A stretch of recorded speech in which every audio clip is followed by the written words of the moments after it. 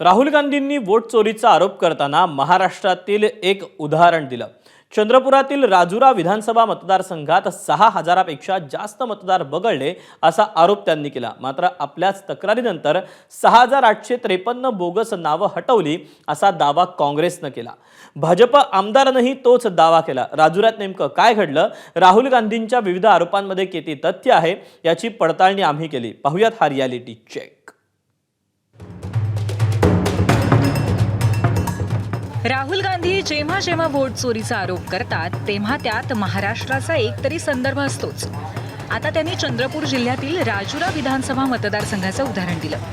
कर्नाटकातल्या आळंद मतदारसंघात मतं कमी केली गेली, तर महाराष्ट्रातल्या राजुरा मतदारसंघाच्या यादीत 6,850 मतदार वाढवले असा आरोप त्यांनी केलाय। यहाँ महाराष्ट्र में उसी मोडस ऑपरेंडी से, उसी सिस्टम से यहाँ पे वोट ऐड हुए। आलंद में डिलीट, राजौरा में एडिशन, 6,850। आपको याद होगा पिछले प्रेजेंटेशन में मैंने आपको नाम दिखाए थे, ये देखिए वही नाम यहाँ है। वही सिस्टम महाराष्ट्र में चल रहा है जो कर्नाटक में चल रहा था।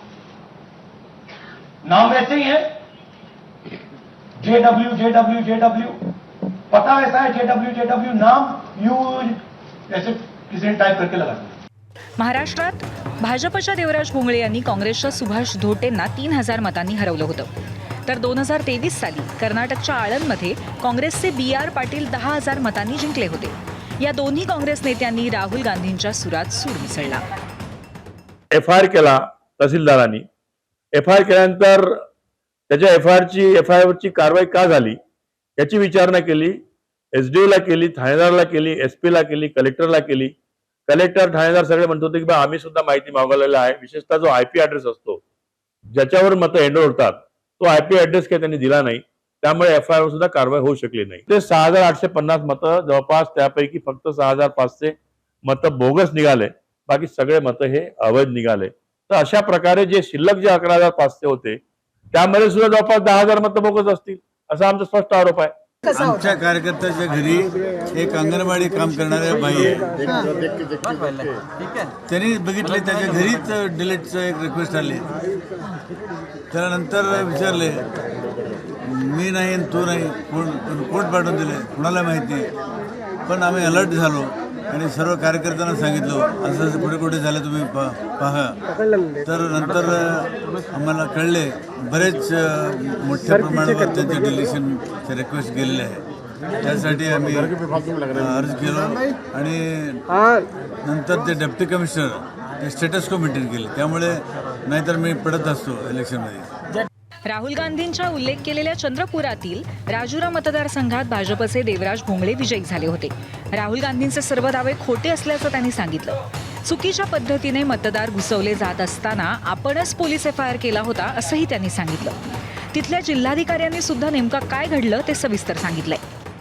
त्या ठिकाणी ज्या मतदानासाठी गडचांदूरच्या एका व्यक्तीने ही नोंदणी केली असं जेव्हा देवरावजींना समजलं, तेव्हा माझ्याशी चर्चा करून आम्ही जिल्हाधिकारी महोदयांना विनंती केली की हे तुमच्या नियमामध्ये तपासा, आणि नियमामध्ये तपासल्यावर सारे मतदान हे डिलीट करण्यात आले। त्या मतदारांची नोंदणी नाही आहे आणि मतदानही झालं नाही। मग असं मतदान होऊन काहीतरी घडलं असं कपोकल्पित दंतकथा करणं, आणि तेही इतक्या मोठ्या स्तरावरच्या नेत्यांनी, हे आश्चर्यजनक आहे। खरं तर काँग्रेस ज्या ठिकाणी जिंकते तेव्हा EVM चांगलं राहते, तेव्हा काही होत नाही, पण ज्या ठिकाणी काँग्रेस हारते मात्र त्या ठिकाणी मात्र ते खापर फक्त EVM वर फोडतात। म्हणजे कर्नाटकमध्ये काँग्रेस जिंकते तिथं काही प्रॉब्लेम नाही, तेलंगणात काँग्रेस जिंकते तिथं काही प्रॉब्लेम नाही, पण महाराष्ट्रामध्ये भाजप जिंकल्याबरोबर त्या ठिकाणी मात्र मग EVM आणि बाकीच्या गोष्टी काँग्रेसचे नेते हे हेतू पुरस्पर लोकांना भ्रमित करण्याकरता नेहमी पुढे करत असतात। राहुल गांधींनी वोट चोरीचा आरोप करताना मुंबईतल्या मतदाराचा मोबाईल नंबर दाखवला, ज्यावर नाव नाही, पत्ता नाही अशा नंबरचा वापर मतदारांची नावं वगळण्यासाठी किंवा घुसवण्यासाठी केला जातो असा आरोप त्यांनी केला होता। ABPच्या टीमने त्या मतदाराला शोधून काढलं। अंजनी मिश्रा नावाची ही व्यक्ती मुंबईतली नसून उत्तर प्रदेशातील प्रयागराजमध्ये सायबर कॅफे चालवते। आपण कोणत्याही चुकीच्या प्रक्रियेचा कधीही भाग नसल्याचं सांगत त्यांनी राहुल गांधींचे सर्व दावे चुकीचे असल्याचं सांगितलं. राहुल गांधींमुळे आपला 15 वर्ष जुना नंबर व्हायरल झाला असून याची तक्रार निवडणूक आयोगाने योगी आदित्यनाथांकडे करणार असल्याचंही त्यांनी सांगितलं. अंजनी, मुंबई का एड्रेस एक अंधेरी इलाके का एड्रेस है. आप कभी मुंबई आए हैं? मुंबई से कोई कनेक्शन आपका नाता है?